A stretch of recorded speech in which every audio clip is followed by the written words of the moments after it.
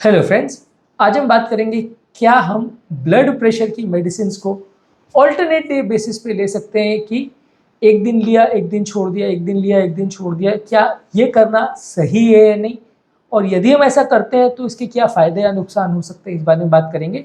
कई लोग को जब ब्लड प्रेशर की मेडिसिन लेने को बोलते हैं तो वो परेशान हो जाते हैं कि यार ज़िंदगी भर दवा लेनी पड़ेगी।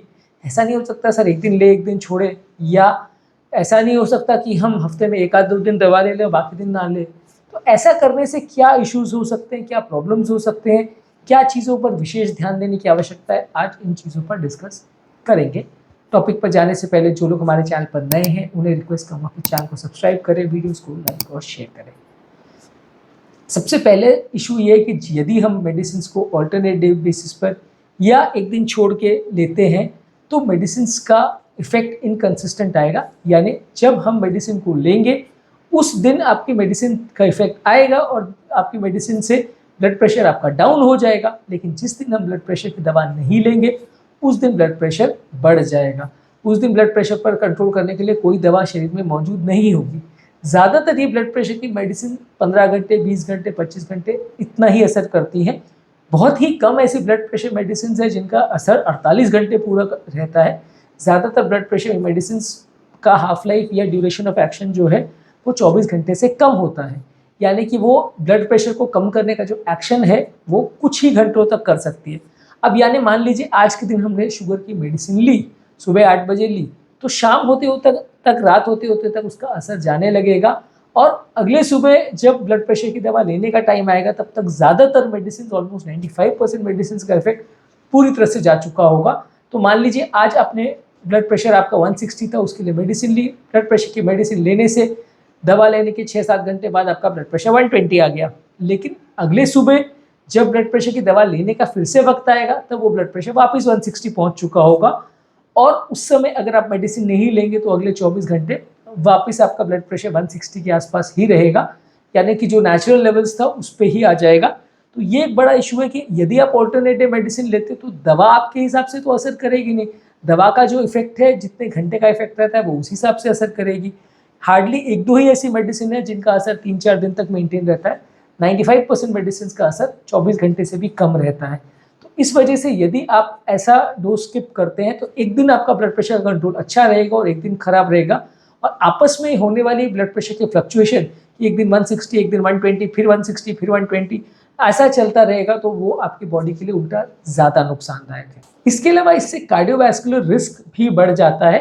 जब कभी ब्लड प्रेशर के लेवल्स बार बार फ्लक्चुएट करते हैं तो हार्ट के लिए रिस्क कई गुना बढ़ जाता है, क्योंकि ब्लड प्रेशर का कंट्रोल हार्ट का हमेशा स्टेबल होना चाहिए। इनफैक्ट 24 घंटे के अंदर होने वाले भी ब्लड प्रेशर की वेरिएबिलिटी हार्ट पेशेंट्स के लिए अच्छी नहीं मानी जाती है, और इनफैक्ट लकवे वाले पेशेंट के लिए तो ये और भी ज़्यादा डेंजरस है, क्योंकि ज़्यादातर ये देखा गया है कि जिन लोगों को ब्लड प्रेशर का ज़्यादा वेरिएशन होता है उनको लकवा होने का चांस ज़्यादा होता है। और बहुत सारे केसेस में ऐसा देखा गया है कि जिस दिन पेशेंट लकवे की मेडिसिन को मिस करता है मैक्सिमम लकवा उसी दिन होता है। ऐसा होने का कारण ये है कि नॉर्मली आपका ब्लड प्रेशर जो है दवा लेने पर 160 से 120 आ गया, लेकिन जिस दिन आप दवा छोड़ते हो तो कभी कभार ब्लड प्रेशर ओवरशूट कर जाता है।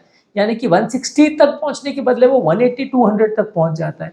ऐसा होने का कारण ये है कि मान लीजिए आपने किसी व्यक्ति को, एक एग्जांपल दे रहा हूँ कि किसी व्यक्ति को आपने अगर जेल में बंद कर दिया, एक कमरे में बंद कर दिया और 24 घंटे उसको बंद करके रखा। 24 घंटे बाद जब आप उस कमरे से उसको निकालोगे या जेल से निकालोगे तो वो ज़रूरी नहीं है कि उसका जो नॉर्मल बिहेवियर होगा वो ही करेगा। वो इनफैक्ट और ज़्यादा स्वच्छंद महसूस करेगा। इनफैक्ट 24 घंटे के अंदर जो वो टॉर्चर उसने झेला है बंद रहने का, उसके वजह से वो और ज़्यादा अब नॉर्मल बिहेव करेगा, और ज़्यादा मस्ती करने की कोशिश करेगा, अपनी फ्रीडम को और ज़्यादा एंजॉय करने की कोशिश करेगा, जिसकी वजह से उसकी एक्टिविटी जितनी नॉर्मल होती है उससे भी ज़्यादा हो जाएगी।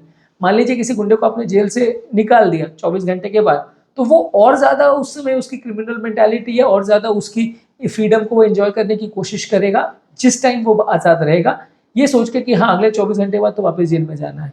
तो ये चीज़ों के चक्कर में एक बॉडी भी एक तरह से, मैं ऐसा नहीं कह रहा हूँ कि क्रिमिनल मेंटालिटी है, लेकिन बॉडी भी वैसे ही बिहेव करती है, रिसेप्टर्स भी वैसे बिहेव करते हैं कि जब 24 घंटे वो दवा के कंट्रोल में पूरी तरह से बंधे हुए थे उस समय वो बहुत शांत बिहेव कर रहे थे और ब्लड प्रेशर को कम लेके बैठे हुए थे। लेकिन जब उस कंट्रोल से वो निकल गए तो वो ब्लड प्रेशर को नॉर्मल लेवल से भी और आगे लेके जा सकते हैं, यानी 160 से भी और 200 तक पहुंचा सकते हैं।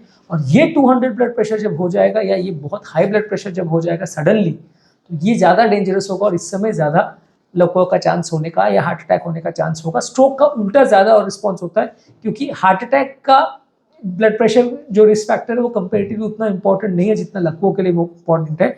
इसलिए हार्ट अटैक की अपेक्षा लकवे का चांस और ज़्यादा बढ़ जाता है जब हम दवाओं को मिस करते हैं। इसके अलावा आपका दिन भर में ब्लड प्रेशर का जो वेरिएशंस आते रहते हैं वो भी अच्छा नहीं है। ज़्यादातर स्टडीज़ ने शो किया है कि हर चीज़ों के लिए, बीमारी के लिए ज़रूरी है कि आपका ब्लड प्रेशर लेवल्स जो है एक स्टेबल लेवल पर मेंटेन रहे, बहुत ज़्यादा फ्लक्चुएशन नहीं आए। यही कारण है कि अगर 3-4 से ज़्यादा दवाइयाँ पेशेंट को देनी होती है तो हम ऐसा कोशिश करते हैं कि वो दवाइयाँ हम डिवाइड करके दें, आधी सुबह आधी शाम को दें, ताकि एक 24 घंटे का हमें कंसिस्टेंट ब्लड प्रेशर लेवल मिले।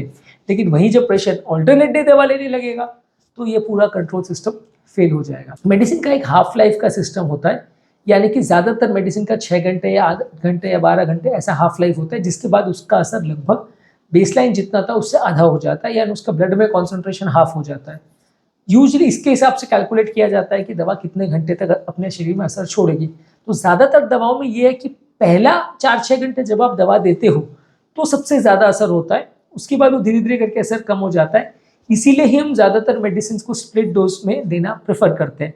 लेकिन जब कभी आप ऑल्टरनेट डोज करते हो तो फिर तो वेरिएशंस और बढ़ जाते हैं, यानी 6 घंटे एक्सट्रीम कंट्रोल, बाकी 18 घंटे कम कंट्रोल और उसके बाद 24 घंटे बिल्कुल ही कोई कंट्रोल नहीं। तो ये वेरिएशन का जो पैटर्न है वो बॉडी के लिए बिल्कुल हेल्दी नहीं है, और इसमें इनफैक्ट दवा नहीं लेने पर जो प्रॉब्लम्स होगी उससे भी ज़्यादा प्रॉब्लम्स होगी, क्योंकि ये वेरिएशंस को बॉडी उतना अच्छे से टॉलरेट नहीं कर पाती है।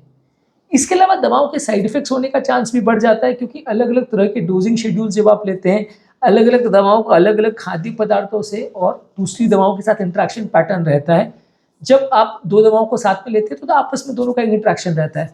मान लीजिए आपने एक दवा तो ले ली और दूसरी दवा को छोड़ दिया, तो दोनों का जो आपस में इंटरेक्शन पैटर्न है वो कभी तो रहेगा और कभी नहीं रहेगा। तो इस वजह से भी कभी कुछ होगा कभी कुछ होगा, कभी ब्लड प्रेशर बहुत कम हो जाएगा, कभी बहुत ज़्यादा हो जाएगा, कभी बहुत वेरी करेगा। तो दवाओं का आपस में जो इंटरेक्शन है या खाद्य पदार्थों से जो इंटरेक्शन है वो भी बहुत ज़्यादा वेरी करेगा यदि आप इनकंसिस्टेंट वे में टैबलेट्स को लेते हैं। मतलब दवा कभी बहुत ज़्यादा रिस्पॉन्स करेगी, कभी कम, और इसको प्रेडिक्ट कर पाना बहुत ज़्यादा मुश्किल होगा। यदि पेशेंट को डेली बेसिस पे दवा अगर वो नहीं लेता या इनकंसिस्टेंट करता है तो प्रॉब्लम्स होने का चांस और कई गुना बढ़ जाता है। क्योंकि ब्लड प्रेशर जैसी प्रॉब्लम कई बार अनप्रेडिक्टेबल होती है, कोई खास सिम्टम्स नहीं होते, और अगर आप रेगुलर मॉनिटरिंग कर रहे हो तो आपको पता चलेगा कि बीपी वेरी बहुत कर रहा है। लेकिन कोई ऐसा व्यक्ति भी हो सकता है जो दवा ऑल्टरनेट डे बेसिस ले रहा है लेकिन मॉनिटर 4 दिन 5 दिन में एक बार ही कर रहा है। तो वैसे केसेस में जब ब्लड प्रेशर ज़्यादा होगा तो वो क्या डैमेज करेगा वो लंबे समय तक पिकअप नहीं हो पाएगा। पता कब चलेगा? जब लिवर, किडनी, हार्ट, ब्रेन सब फेल हो जाएगा तब पता चलेगा।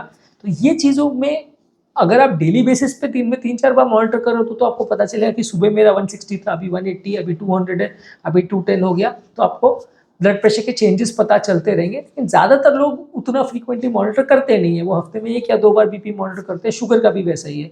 यदि आप इस तरह से दवाइयों को स्किप करोगे तो आपको कई बार पता भी नहीं चलेगा कि ब्लड प्रेशर कब शूट अप हो गया, कब कम हो गया, और आपको कई बार जब पता चलेगा तब बहुत लेट हो चुका होगा, कॉम्प्लिकेशंस बहुत हो जाएंगे। इस तरह के पेशेंट्स में कई बार जो है हेल्थ मॉनिटरिंग करना भी मुश्किल हो जाता है, क्योंकि कई बार पेशेंट्स का ब्लड प्रेशर बहुत शूट अप हो जाता है, कभी कम हो जाता है, आपकी फाइंडिंग्स इनकंसिस्टेंट हो जाती है, तो डॉक्टर के लिए भी दवाओं का डोज को एडजस्ट करना मुश्किल हो जाता है। इसलिए हर डॉक्टर आपको यही बोलेगा कि ज़्यादातर मेडिसिन में आपको डेली बेसिस पे लेना पड़ेगा।